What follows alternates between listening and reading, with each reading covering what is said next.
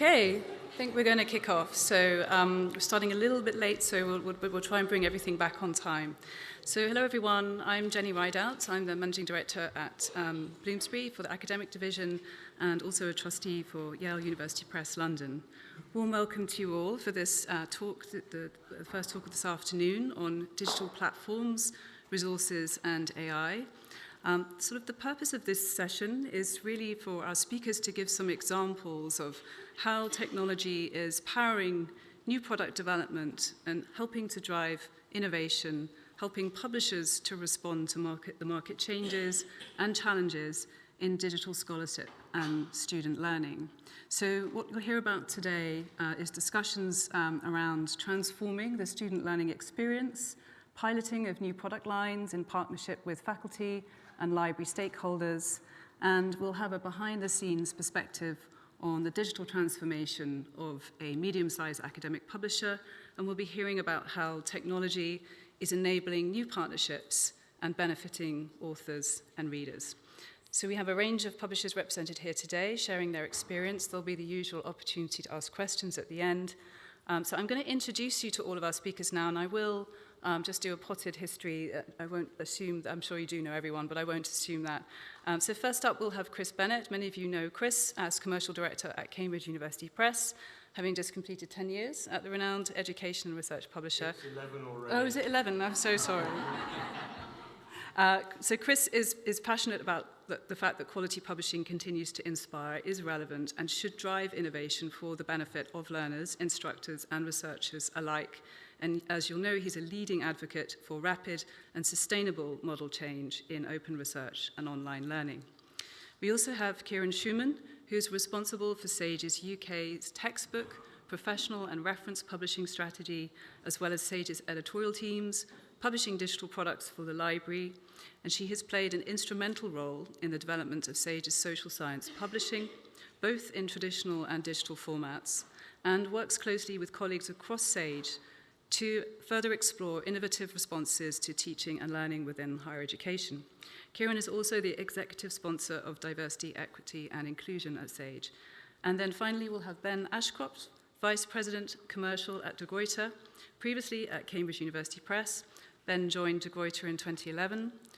Over the past 12 years, he has spearheaded the internationalization of the business, decisively shifting De Gruyter's focus towards electronic formats and business models.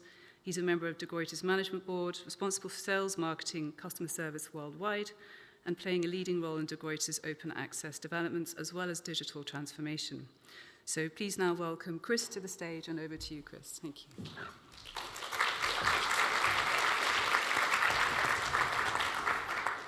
Thanks, Jenny. Right, are you ready for a cautionary tale? So Mandy teed this up really well with digital disruption earlier. Having been disrupted, I've had to chuck out the slide deck that I was going to use for this, a version of which I last used as recently as the end of February. And I'm going to give you a somewhat rueful account of something that hasn't worked, or at least not as we expected it to, and what we've drawn from that. Before I do any of that, I have snuck in, because I responded to what is clearly the real theme of this conference. This is our second child, and he will be accompanying me during this presentation, as he so often does when I'm in Zoom meetings. So I'm going to take the clock back a second to early 2020. We just got locked down, and Cambridge, as you may know, has a textbook program. It's a vibrant program, 120 odd books a year. They are traditionally around third year undergrad to postgrad level, and just to head off the inevitable what is a textbook question, these are things that are written with a very clear pedagogical structure to be used in teaching. That is how Cambridge perceives them. So we're not talking about research books, we're not talking about monographs or even course books. These are clearly core textbooks. That's our program. And it's about 15 million a year turnover, so about 20% of our book's business, and it had been growing well to that point. Everything locked down, everybody went home. We needed to produce in short order a model that initially could allow those textbooks to be delivered free and as securely as possible to universities around the world, and later would turn into something that we felt could really enhance the student experience.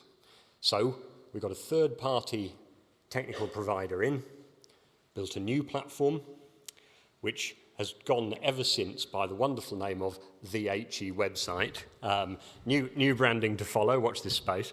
And a brand new business model, which allowed all of those textbooks, and including our backlist, talking about in excess of 1,500 books, to be accessed via a subscription, university site-wide. And this would mean that the cost for each student would be a few pounds, but access would be universal.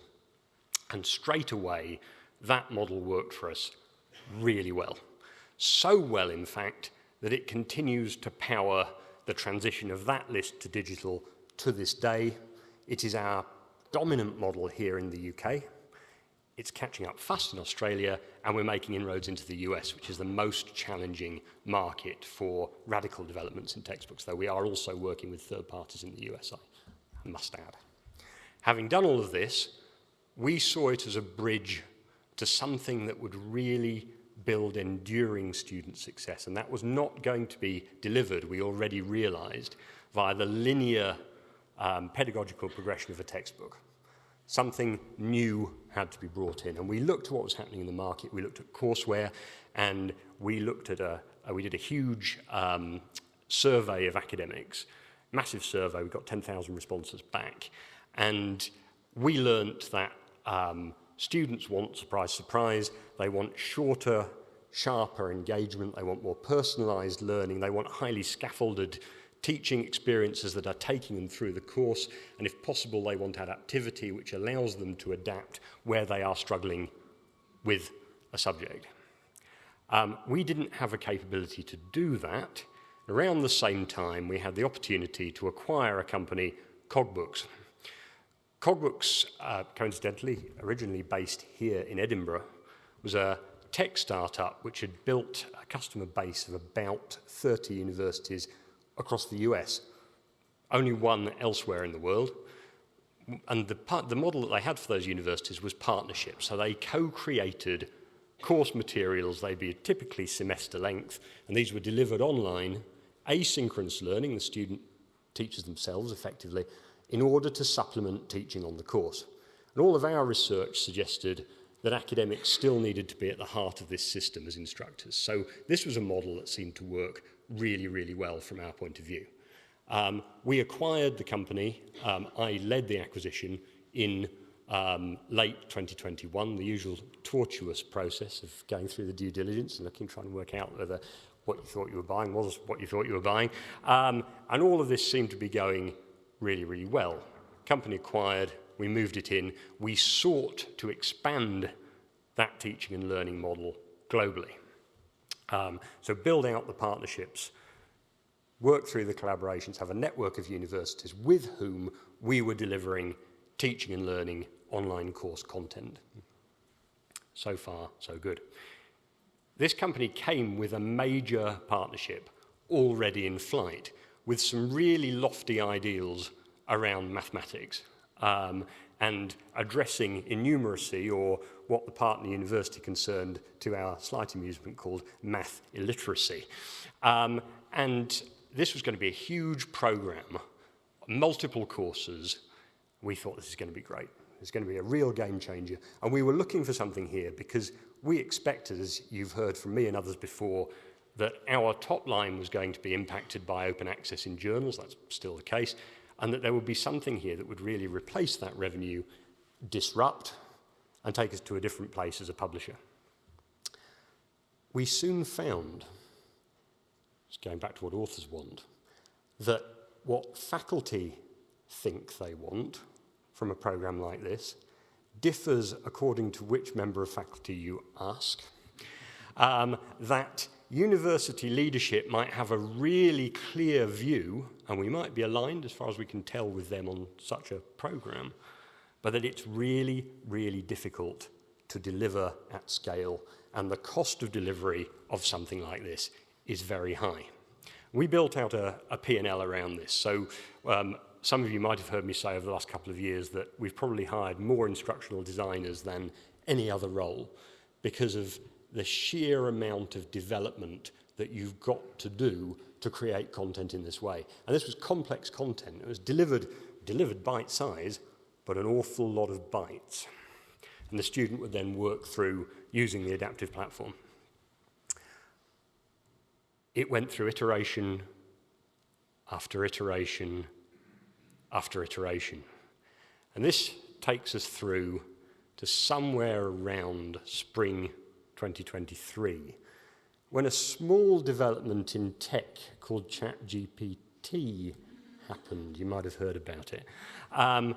By that time, it was very clear to us that students were wanting to ingest information in even smaller content units than the ones we were creating. That an adaptive model was rapidly going to be overtaken by the idea of AI tutoring, and that the university sector, our university included, was struggling financially. So we had a lot of interest in building out more partnerships, but we couldn't make any of them stick. And we came to realize that we couldn't develop content at scale in a cost-effective way on something as complex as this. And this worked through a number more months. The partnership I've described, partly because of the complex connections on campus that I've described, didn't work out. We had to exit it. We found that there were no other significant partnerships coming in to take its place. And whilst we had a pipeline of Cambridge-originated, authored content, that pipeline was taking so long to deliver because of the complexity of the content that we were building technical debt as the industry moved on and technology moved on past us. And there are various issues here around accessibility, around base functionality for delivering courses at scale like this.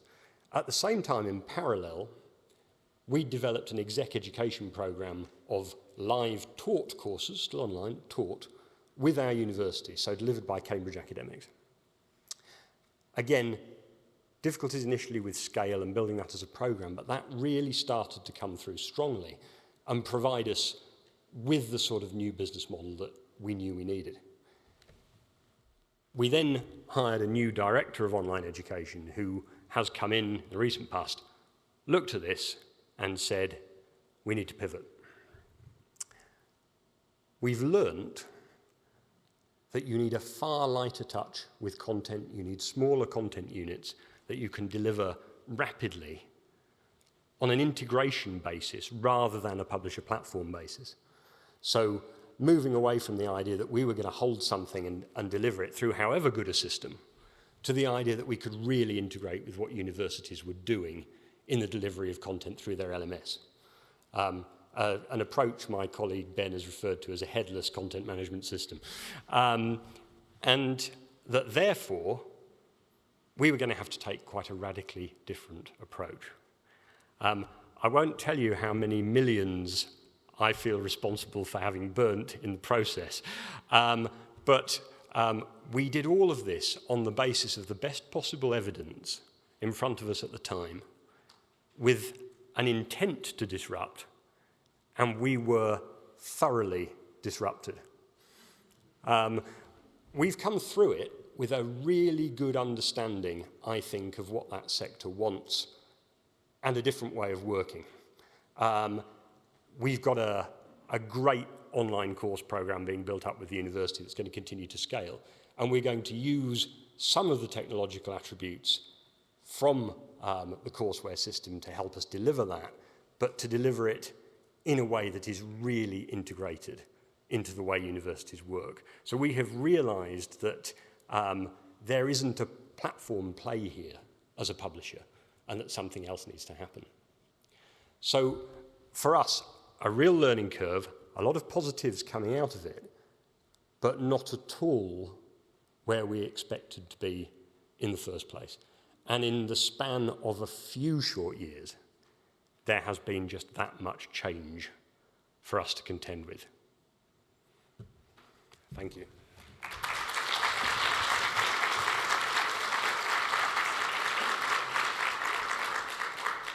Thanks, Chris.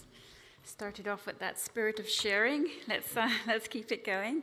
So I am going to talk a little bit about some of the experience at Sage, and thinking about those questions of innovation and disruption that have been so well sort of lined up in the conference so far. One of the things, I guess, to just sort of in terms of context, I'm going to be focusing in on a particular part of our publishing. So we publish journals and we publish books. Mostly in that book environment, we're really focusing in on textbooks.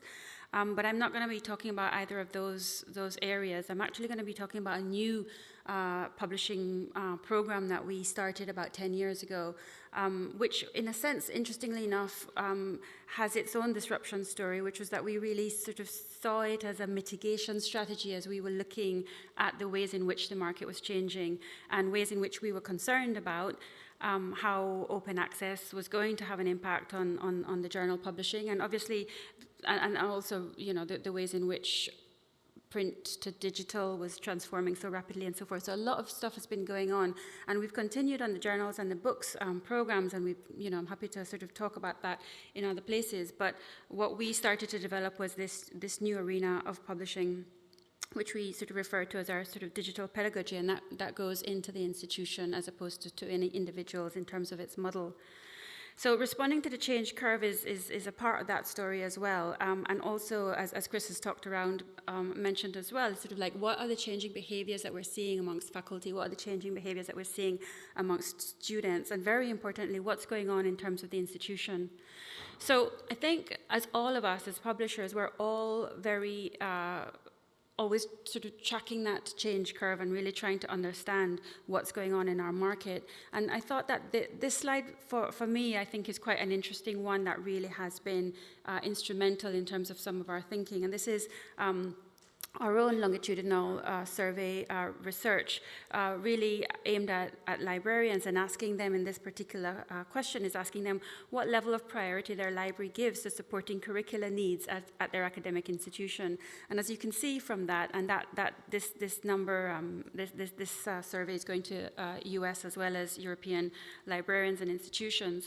More than half of those librarians are acknowledging that there's a real urge and a need for supporting curricular needs in terms of what their institution is doing.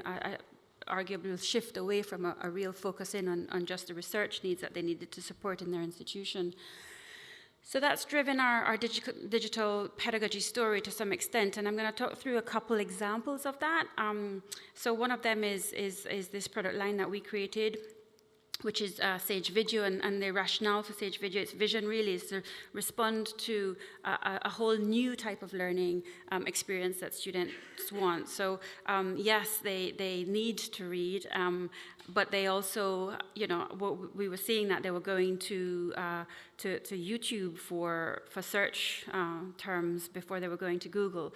And so being able to offer a package of video materials that are quite different as well. It's not one type of product or one type of content.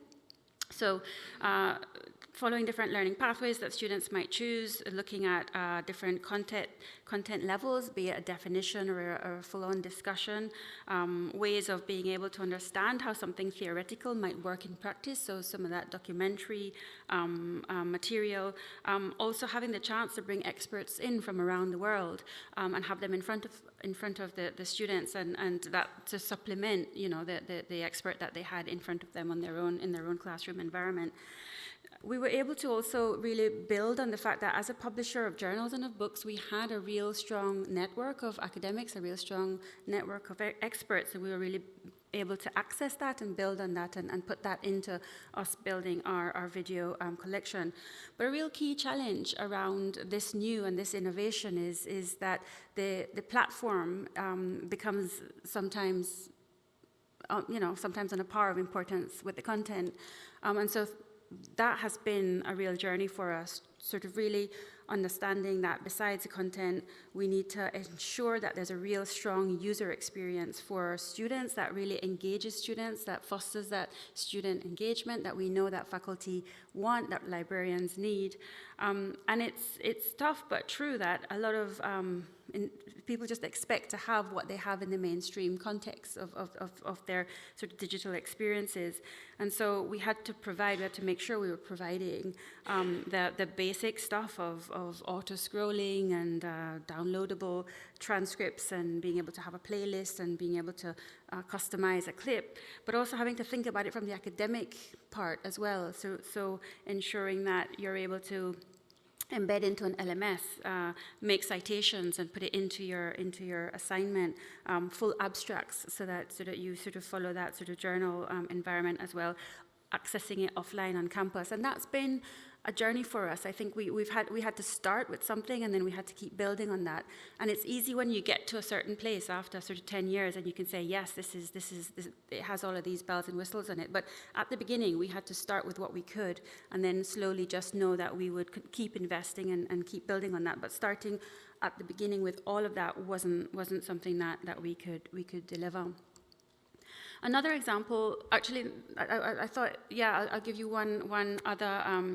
I think this is quite an exciting one for us, because one of the other things that we were able to do by taking the sort of content type away from the textbook, which as Chris very well defined just now, it's really serving a particular course. But something interesting about this sort of other sort of pedagogical type of content is that we can really think interdisciplinary. And so this is a social justice video collection that we've just launched this year. And what's really exciting about it is that it allows us to be truly interdisciplinary.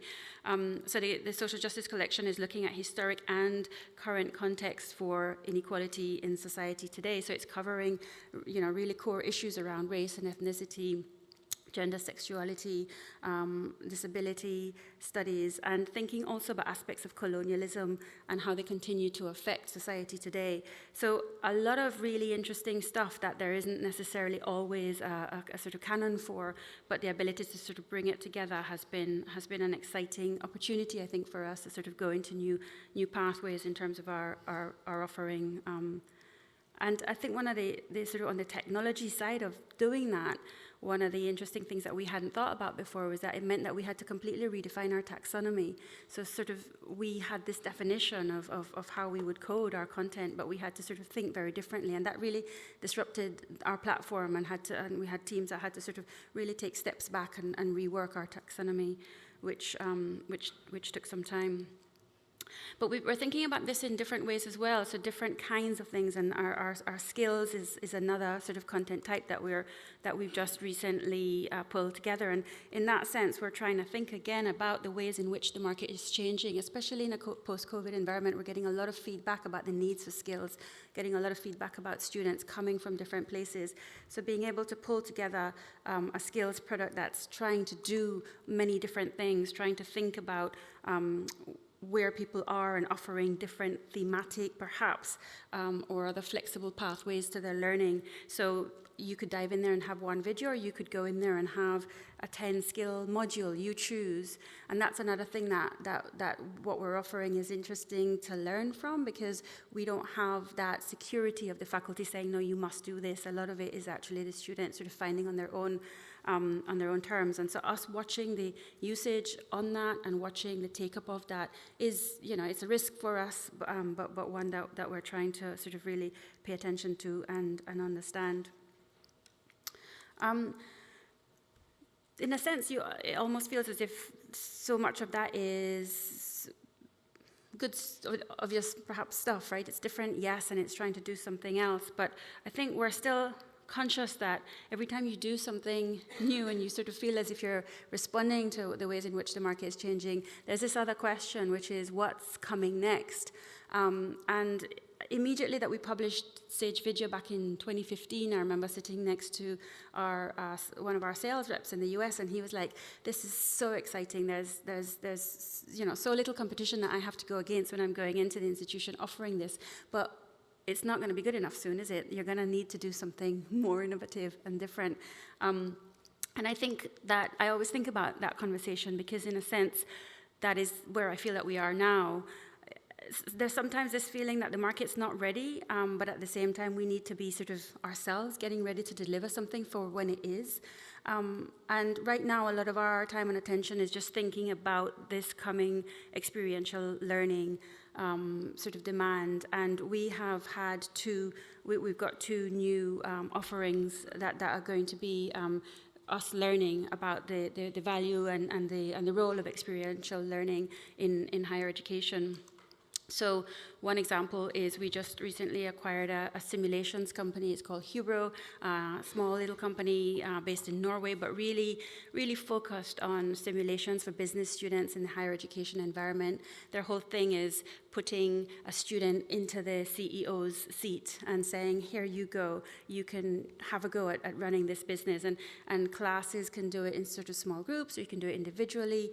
And off they go, off they run, and sort of start making decisions for their business. Sort of, is it going to be just chocolate, or is it going to be raspberry ice cream? And if so, what are the challenges in terms of logistics? And the professor or lecturer can put in an event, so it can suddenly have, you know, Ukraine getting invaded and the changes in terms of oil prices suddenly shooting up, and so students have to respond to that. So that whole that sort of experiential learning through simulations is something that we're now on a learning curve on and looking forward to sort of speedily sort of getting to grips with. And then the other one is virtual reality.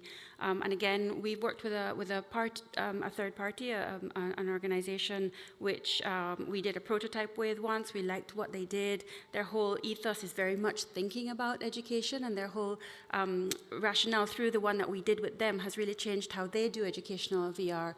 And that is putting the student into a context where they have an experience, but then afterwards they get to watch themselves back through their VR headset. And so that pedagogy is still quite experimental, particularly outside of medical or healthcare environments. And we are really keen to understand how that's going to take off, and dealing with some of the known barriers which VR has, which include costs, but also accessibility. So there's a lot for us to sort of understand there, but we know that physical, that mental, that emotional connection that a learner can have through that experience is going to be a really valuable thing for us to understand and see how it can help us build. And whatever we learn, it can go anywhere back into the business. It just doesn't stay in its particular area. It can go back into how we think about our textbooks, how we think about our case studies. So I think that learning is something to sort of protect and keep a bit separate, but at the same time figure out how to ingest. So to conclude, in terms of thinking about some of the things we've been learning as we've been moving around, I've had this phrase, if content is king, then context is queen. I am a real sort of, I hate content being dismissed. I really feel it's massively important to be at the forefront, but I absolutely accept that how we deliver that and the platforms and the hubs that they're on is really important. I mentioned market making in passing. I think for us, innovation we've used that phrase a lot, that sometimes we're making the market understand what it needs, and particularly librarians as well. But as Chris was saying, sometimes, a faculty member thinks very differently from another faculty member. So figuring that out is sometimes a part of our role as publishers, to really put the case out about the value of what we're offering, and that it's well thought through and evidenced. Diversity is critical. I think that's something that has really been coming through so much in this conference, and I've been really excited in the very many places I've been where I've learned a lot from the conversations today, but that's definitely something that I would say in terms of our thinking about our content, thinking about how we can do different things with different kinds of content. Putting diversity into that conversation is incredibly significant and a must. And this idea that experimentation needs to be thoughtful, so we need to bring in expertise, even if it's not long-term. We need to make sure that we're listening to the experts, and so carving out the time for that has been an important part of what we've learned that we need to do. And with that, I'll hand over to Ben.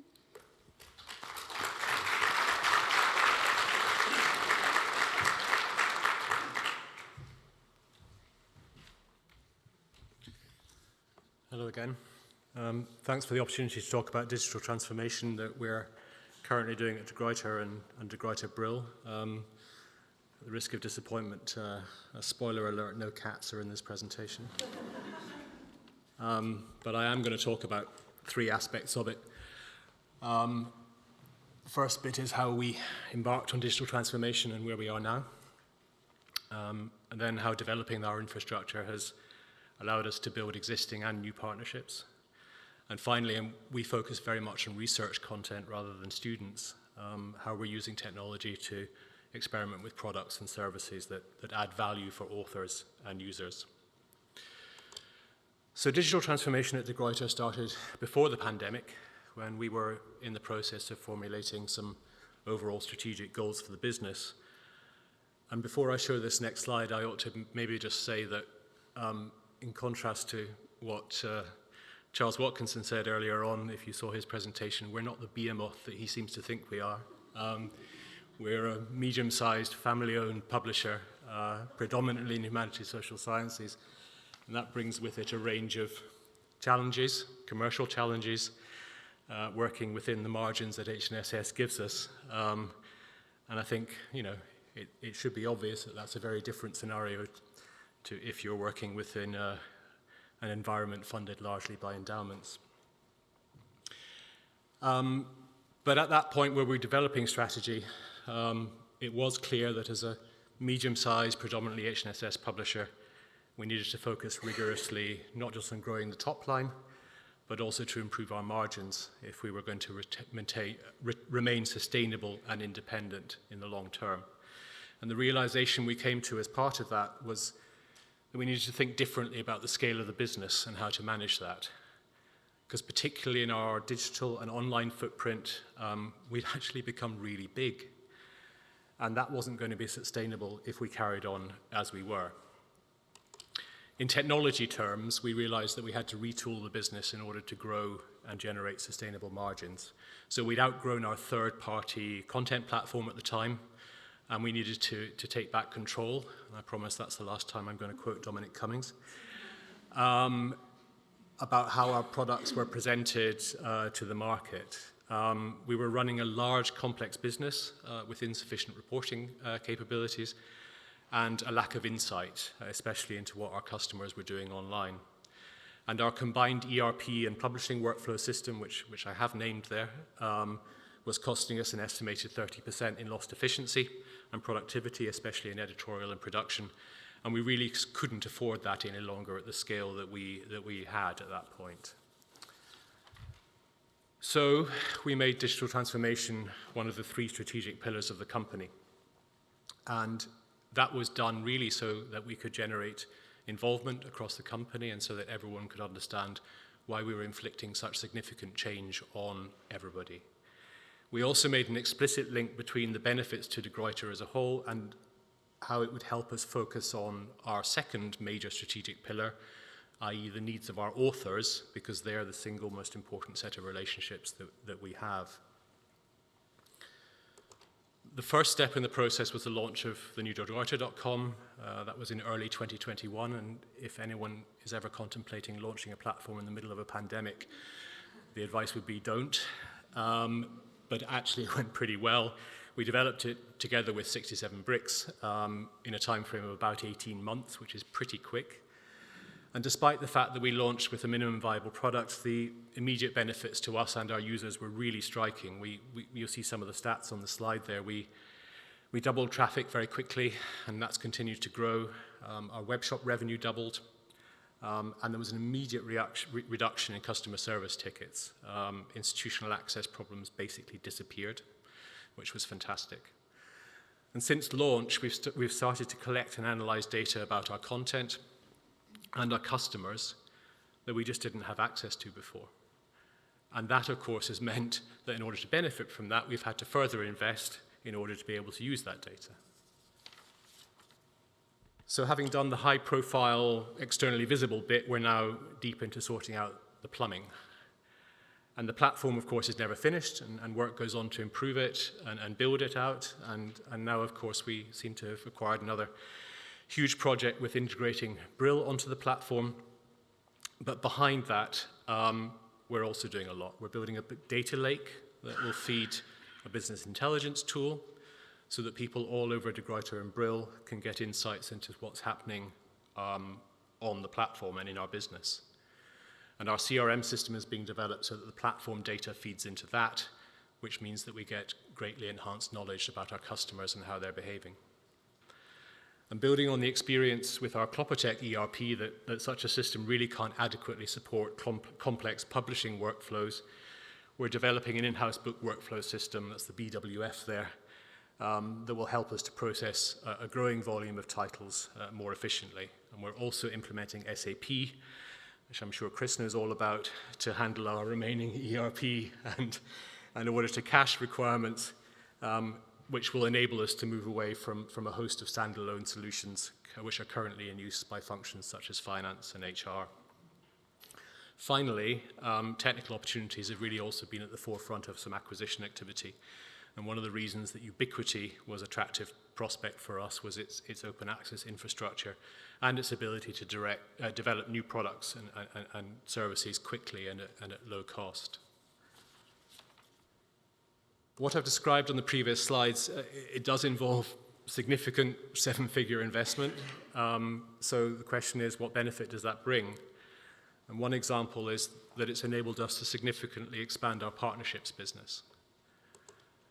Our publisher partnerships program is pretty well known by now, and it's become hugely successful. And we're grateful to all those publishers, some of you are in the room, for the trust you've placed in us to distribute your electronic content. The growth of that program had been putting significant strain on the organization and its infrastructure. The new Gruyter.com and the associated infrastructure has enabled us to scale these partnerships beyond what would previously have been possible, bringing greater value to us and a range of partners. And we're now working with 50 presses worldwide with ambitions to grow the program further. It's ultimately the tech improvements that have enabled us to develop the partner program to the point where we can think about publishing services as a standalone business unit. And we're at a really exciting stage now, following the acquisition of Brill and the merger, with the launch of Paradigm Publishing Services as an umbrella brand under which we'll be providing content distribution for closed and open access content, as well as other services to a range of publishers and societies and academic institutions. And we have really exciting plans for Paradigm, so watch this space. Chris and Kiren have focused on student learning in their remarks. We have a clear focus on research content. So in the final part of the presentation, I'm going to look at 4 ways in which we're using technology to add value for authors and researchers. There are a host of ways in which technology can improve the publishing process, and we've heard a lot about that in this conference. And those benefit publishers, they benefit authors, they benefit users. We're focusing on creating efficiencies both internally and for our authors. We're focusing on helping users to find and use our content more effectively and in new ways, and on creating new opportunities for authors to publish their content with us to create more impact. Going back to our strategic pillars in the first part of the presentation, one of our areas of focus is on being a better partner to our authors. And we're investing significant time and money in using automation to make the publishing process more streamlined, saving authors time, helping them to make more informed choices, for example, about which journals offers the best outlet for their article, and freeing up time for our editors to spend more time in the sort of interchange with authors that adds value. We're also investing in the user experience and, for example, boosting accessibility of content, using AI to generate summaries, or providing text-to-speech functionality. AI also offers real benefits in making research accessible to a wider audience. De Gruyter and Brill between them have tens of thousands of titles in languages other than English, and we're actively exploring AI-supported translations as a way of enabling this. AI is not yet at a stage, of course, where this is possible without additional human quality control, but it still allows us to do this much more quickly and at much greater scale than would otherwise have been the case. De Gruyter and Brill combined offer about 400 online reference and primary source works. Further key focus for us is helping users to gain greater benefit from the vast scale and depth of the content that these contain. We're applying AI to a product called Nietzsche Online, which is a huge collection of Nietzsche's works and associated secondary literature. as a proof of concept to understand how LLMs can bring benefits to users of these products. The image on that slide, by the way, is generated by AI in response to a prompt asking how to best describe that project. Finally, we're working on applying analytics tools to our content, employing data visualization to make the vast amount of information that was previously only accessible via tables and lists easier to understand and analyze. And this is in humanities and social sciences, not in the sciences, so that researchers can more quickly develop new insights into subject matter. The example you see there has a BI data visualization tool underneath the existing product.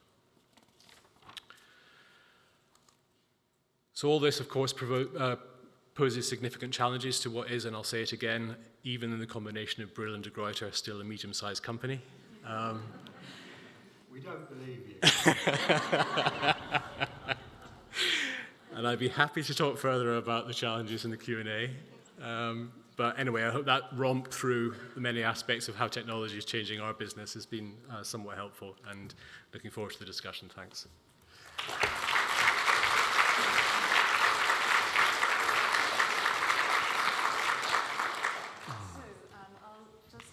A few moments to gather your questions together, and I hope you've got some good ones. We've just heard about an extraordinary array of experience, experimentation, bold innovation, market making, war stories, and real honest sort of in-depth insight behind what it's really like for some of these companies to engage with digital technology and innovation, and some really honest and open representation there. So thank you very much for that.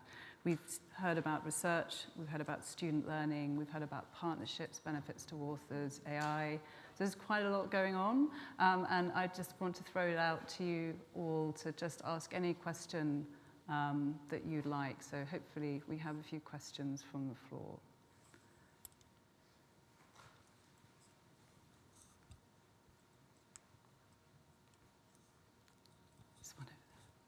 Jonathan. Hello, guys. Great to see so much exciting new product development going on in the 4 years since I left working full-time for Bloomsbury. It's very easy to talk about what you're doing within your companies, which is a huge amount, and my heart goes out to you, Ben, at the thought of merging Brill and de Gruyter. My question to you, each of you, is are there products from other companies outside your own that you look to and think, I wish we'd done that?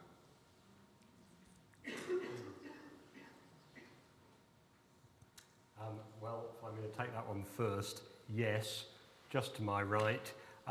Sage's research methods program, I think it's really impressive. It was clearly designed and implemented really well to address a need in the market. And one of the things we've learned from the experience I've described is that we have to be far more orientated towards skills, employability, professional skills, professional development, and we're heading in a not dissimilar direction with some of the work we're doing. But I think they've done a really good job. All credit to them. Thank you. I'll go next. I mean, yes, absolutely. Sort of looking around, we're always very conscious of how that whole grass is always greener too, right? Competitors always look as if their product is stronger. Probably, if you think it's probably doing better than our product. I think for us, a lot of the times that I feel like we've missed out might be where, like Bloomsbury acquiring Red Globe was one of a moment where like that felt like a good textbook profile, and could we have benefited from enhancing our own textbook program through getting in there into that mix and being considered for that acquisition. I think Bloomsbury skills work as well would be another example. I talked about skills, and I think we're quite conscious that they're doing some really good work on that front.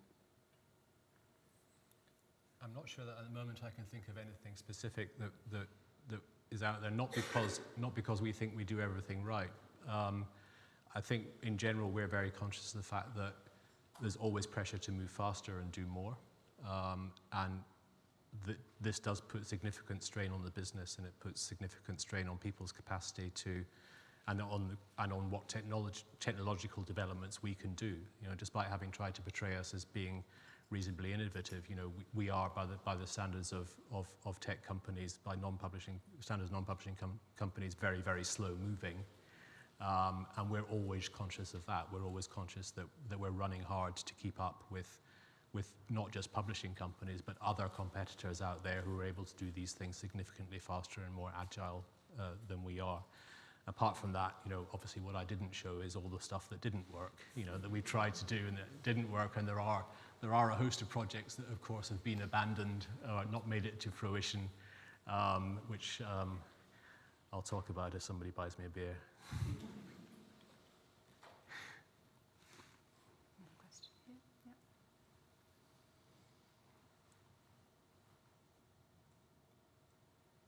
I think I know Chris's answer to this, but I'll humour him. But I'm interested to hear from the whole panel. I just wanted to ask a bit about, thanks by the way, that was really, really interesting and kind of, you know, diverse set of examples and thought-provoking. I'm interested in the question about, well, all sorts of questions really about users, customers, and so I'll try and kind of keep it brief. But really my question is, how are you profiling your customers, or how are you learning from your customers about what they want?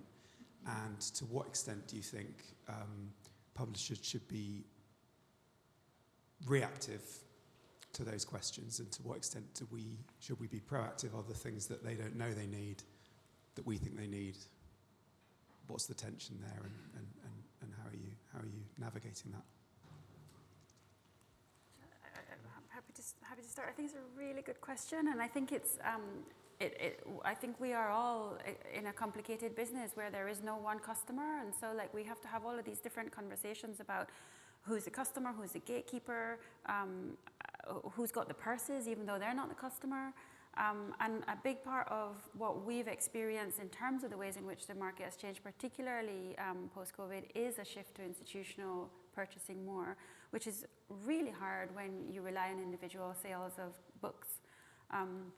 And at the moment, it's very interesting to see that, particularly in the non-US market. So I think this is consistent from our experience in Australia, as well as Western Europe, as well as the UK.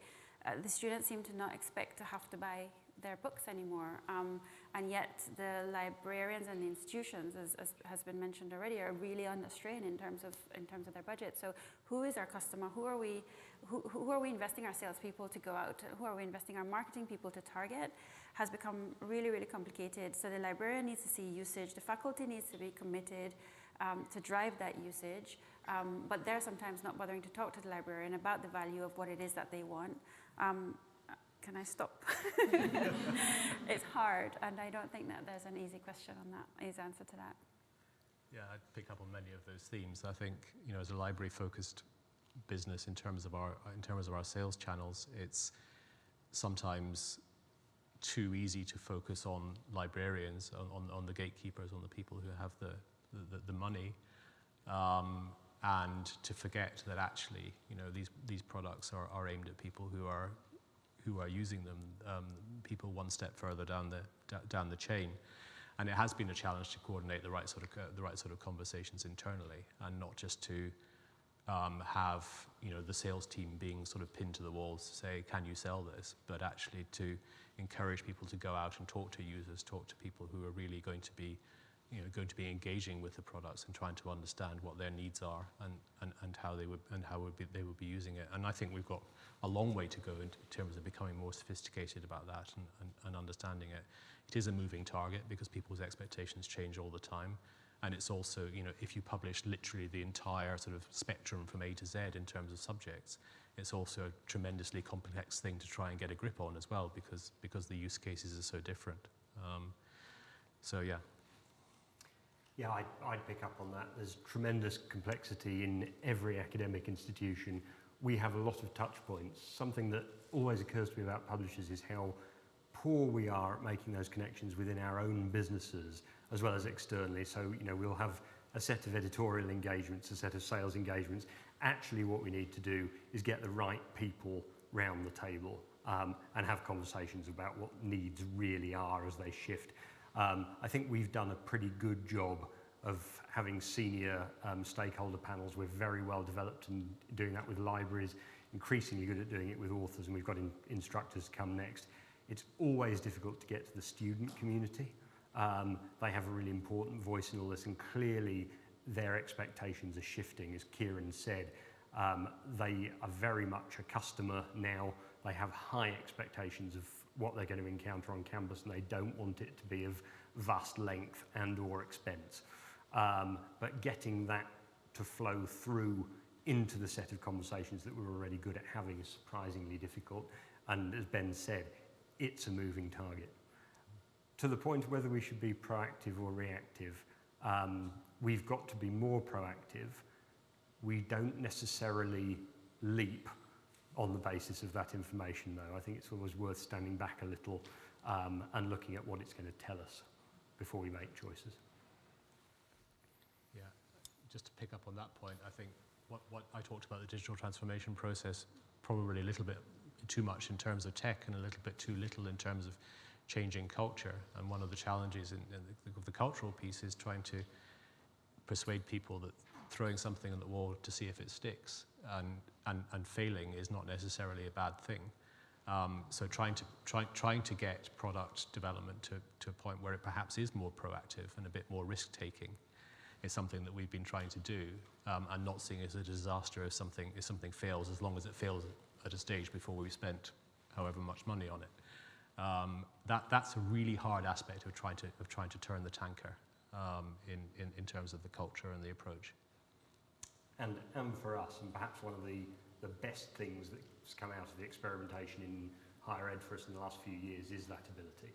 The fact that we've learnt more to face up to failure and build something new out of it than I think was in our culture previously. On that same theme too, like publishers are always learning by publishing. That is how a majority of us actually learn. We have no clue how something is going to do until we put it out into the market, no matter who's advised you. So I think, yeah, being able to be comfortable with that level of risk has to be part of what we do.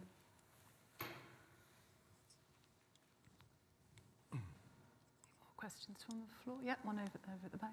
Yeah.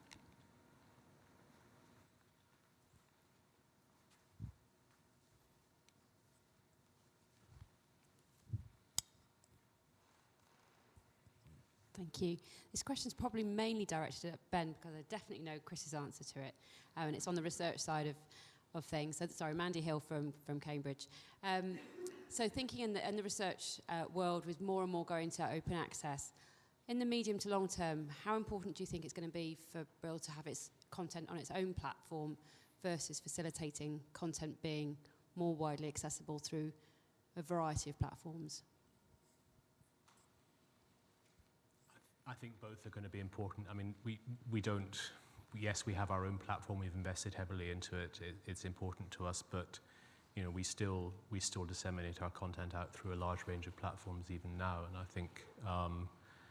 think that will continue to be more important, possibly even gain importance, as you say, in an open access world. The challenges that are, that are linked to that are significant, though. There was in Charles's presentation earlier on. There was a slide on the challenges of aggregating open access usage data and understanding what happens to your content if it's out on multiple platforms. And I think there's a lot that needs to happen there before we feel really, really comfortable about allowing content to go out very widely, because the challenges of then understanding who's using it, who's engaging with it, become greater. One of the things you hope to gain by having your own digital infrastructure is exactly that kind of understanding. Those things are going in two slightly contradictory directions if you don't have the ability to gather and analyze the data. It's interesting, isn't it, how we've moved from very much a proprietary platform play in the industry to a greater and greater understanding of how important integration is, and how you can serve that content up, as Ben suggested, through different channels in different ways, following that changing customer need. Personally, at the moment, I can't see us moving away from Cambridge Core and the associated technologies around it. That's our main research delivery platform in the near term. But I can see a world in which we embrace greater and greater integration with other services and systems around that. It's most notable in HE at the moment, where being in the LMS and having that dynamism in terms of content delivery as part of an ecosystem with lots of content providers in it is really, really important, and we could never do that on our own. We've seen in the course of the last year or so that Pearson have discovered that they can't do it on their own either. So the rest of us certainly have no chance. It's about integration, and I think we'll move in that direction over the next few years. I think we'll also see new publishing models, particularly around early research and non-traditional research outputs, need very different technical solutions, not least in the world of open source versus proprietary platforms. And we'll have some really good choices that we need to make there in the not too distant future. We've got 1 minute left, so I might ask my own question if I may. And I'm just thinking about the audience and the different sort of sizes and scale of different publishers, and thinking about innovation in general as opposed to necessarily large-scale digital innovation. If publishers are thinking that they might want to branch out and innovate and take a risk, and that could be anything, innovation can come from anywhere, depending on what your priorities are. What would the one piece of advice be from each of the speakers when you're approaching innovation? What's your advice to the floor, as it were? Should we go in this direction? Or Can do. I'm putting you on the spot there, Ben. I was just thinking, I really don't presume to give any advice. I think probably what I would say is that, you know, it doesn't necessarily have to cost lots of money. It's not something that I think needs to be scary from that point of view, but there are things that you can do quite small scale and quite quickly and without too much risk. So yeah, I think it's always worth dipping a toe in the water and seeing what happens. Like you, I also sort of hesitant to give advice, but I don't mind sharing, particularly because it fits with the theme of the talk, to bring in my own cat, which is a framework that we use at Sage, which we've is well known, but this sort of idea of like thinking about our publishing in terms of core, adjacent, and transformational, and really trying to sort of do some of our budgeting around like how much are we spending in our core business, which is where all of the return is coming from. How much are we spending in terms of adjacent products, so products which we kind of know how to do, but we still have a ton of learning to do yet, so that's absolutely still innovation. It's not yet necessarily making a profit, but it's contributing a bit. And then the transformational, which is absolutely not making any profit, but we have a long-term view that it will move from transformational into adjacent and in time into core. And so having that gives us some kind of reminder that actually most of our money in terms of investing back into the business needs to be in our core, but make sure we're taking some of that and putting it into the transformational bucket, and that becomes a space to learn and figure out what you want to learn there, but at least you know that you're doing the best that you can in terms of the business context to do some learning. So, speaking on behalf of a venerable university press, rather than a small family business, I would say... medium-sized, yeah. Sorry. I am going to presume to give some advice, which is do it cheaply, get it out there, test the market with it, don't be perfectionist. We're terrible perfectionists. And we're not happy with something. It's that publishing mentality, isn't it? We're not happy with something until we've honed it really finely to the nth degree, and we're all incredibly satisfied, and then we pop it out of the door 6 months too late. Don't do that. Just try it, one of the things we should have done with the partnership that I've described, we should have released a module. And we would have got that market feedback from doing that, but we kept on iterating what was in development and refining it and getting feedback from different academics on it. Just try. Be prepared to fail. Do it without over-investing. I think that's a great comment. Brilliant. So we're now coming to the end. Well, we have come to the end, and the final session will be in here on equality versus equity, and that starts imminently. So could I ask you just to give a round of thanks for our speakers?